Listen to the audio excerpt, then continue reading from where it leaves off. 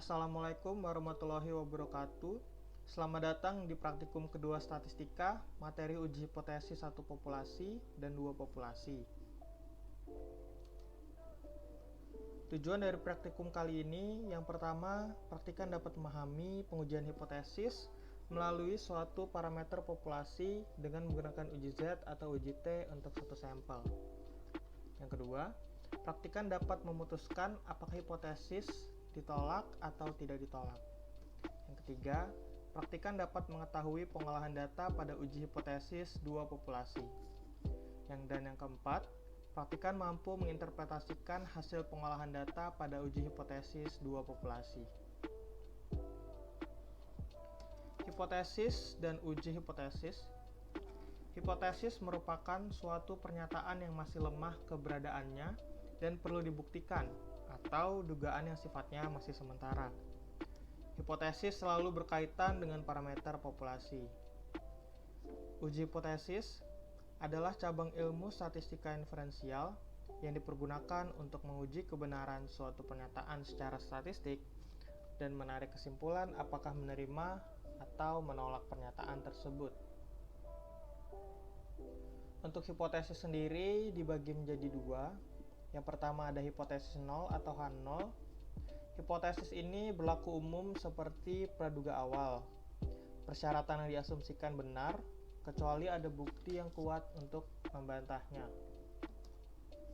Lalu yang kedua, hipotesis alternatif atau HA atau H1, yaitu hipotesis yang bersifat menyangkal, lalu ditandai dengan adanya tanda kurang dari atau lebih dari sesuai dengan kebutuhan.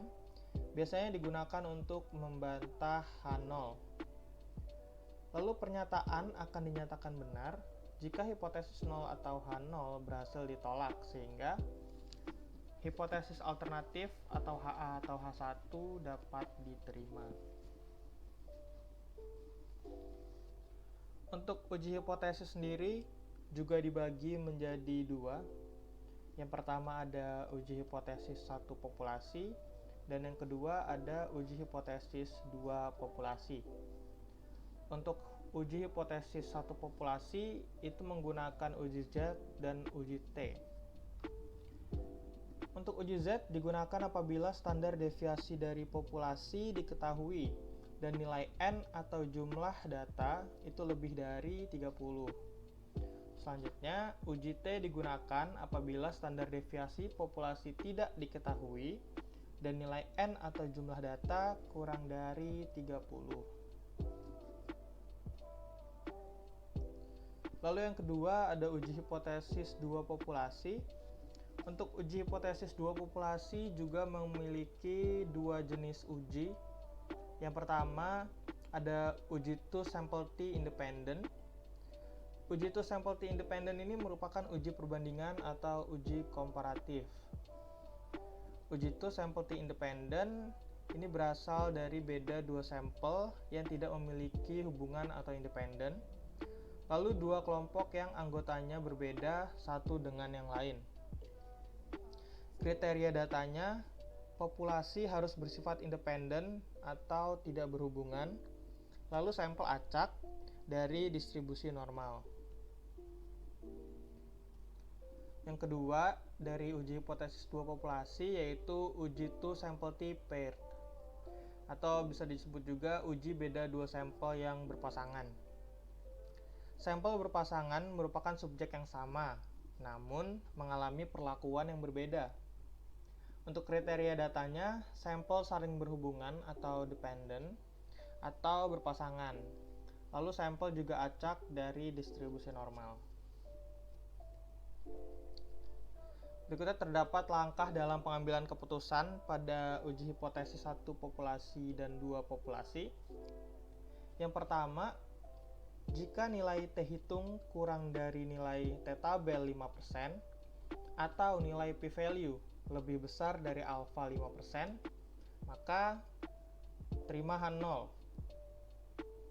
Lalu yang kedua, jika nilai T hitung lebih besar dari nilai T tabel 5% atau nilai p-value kurang dari alfa 5%, maka terima H1 dengan selang kepercayaan 95%. Lalu untuk pengolahan data uji hipotesis satu populasi dan dua populasi, kita bisa langsung menuju ke aplikasi Minitab 17 untuk melakukan pengolahan data.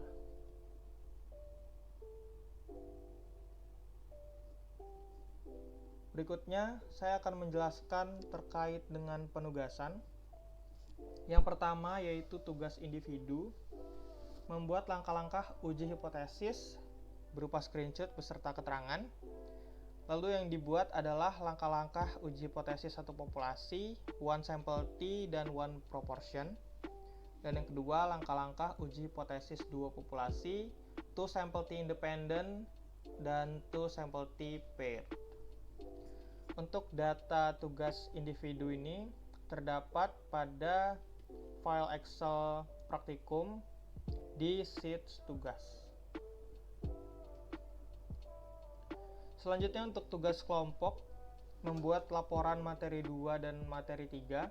Untuk materi 2 itu uji hipotesis satu populasi, dan laporan materi 3 uji hipotesis 2 populasi.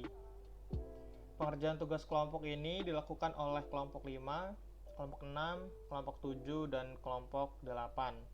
Untuk ketentuan format, kalian dapat melihat di website statistikapspk.wordpress.com.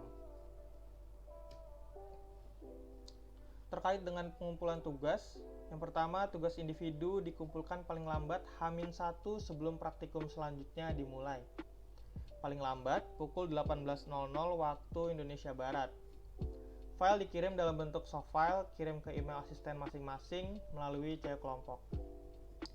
Yang kedua, tugas kelompok diasistensikan maksimal H+2 setelah praktikum selesai, sesuai dengan asisten masing-masing.